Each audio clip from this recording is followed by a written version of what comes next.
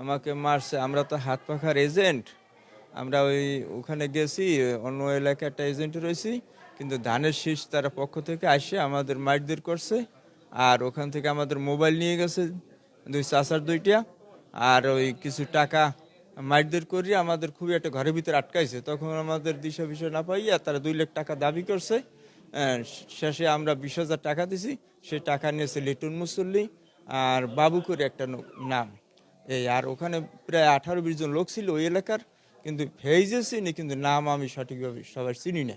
এরা আসলে কোন দলের হতে পারে? এটা হাত পাখার, এইটা ধানের শীষের, এটা ধানের শীষের লোক। তোমরা এই এলাকায় হাত পাখার ভোট দিতে আসছো আর এজেন্ট হইতেছ, তোকে এজেন্ট খাওয়াই দি। কোন এলাকাটা? এটা হলো বান্দরগাছ এলাকা। হ্যাঁ, 7 নং ঢলি ইউনিয়ন, বান্দরগাছ এলাকা। এই এটা নজরুল ইসলাম মোল্লার এলাকা। এলাকা নজরুল ইসলাম মোল্লার এলাকা। আমার এক চাচা ছিল আমার সাথে, তার নাম আব্দুল হক মুসল্লি, আর আমি আব্দুল লতিফ মুসল্লি, এই দুইজন আমরা। আপনার বাড়ি কোথায়? আমার বাড়ি বড়ইতলা, 7 নং ঢলি ইউনিয়ন, এই লতাবাড়ি গ্রাম আমাদের, এই 2 নম্বর ওয়ার্ডটা হইলে। আপনার কি নাম? আব্দুল লতিফ মুসল্লি।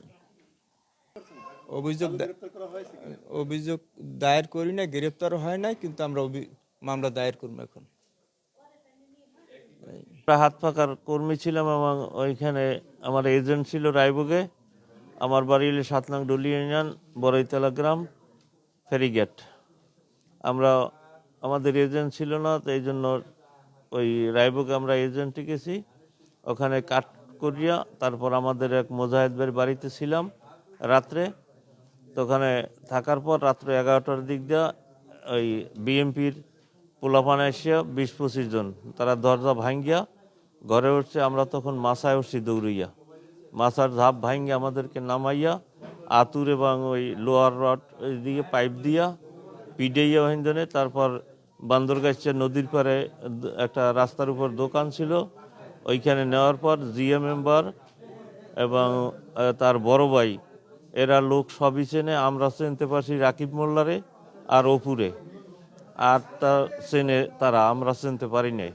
আমাদের হাতের মোবাইল, আমার টাচ মোবাইলে 6,000 টাকা ছিল, আর ওর একটা, আমার ওই ভাইট ছেলের ওর একটা বাটন মোবাইল।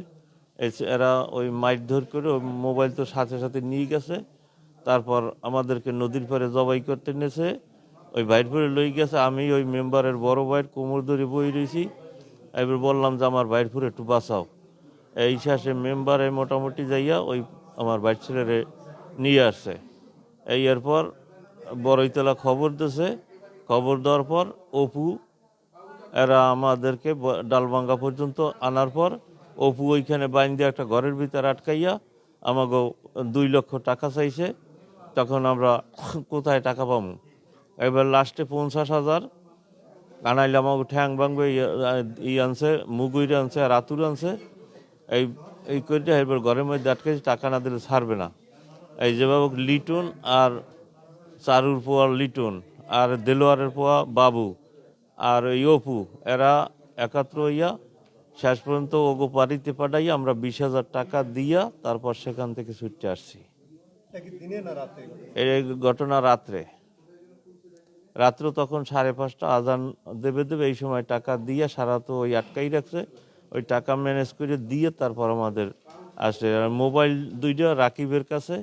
ওই না, এখন পর্যন্ত গ্রেপ্তার হয় নাই। আমাদের পিসিব বলছে যে আমি শপথ করিয়া তারপর মামলা দেওয়ার কথা বলছে, এই জন্য আমরা এখন পর্যন্ত মামলাও করি নাই। এখন আমাদের মামলা করতে হইবে।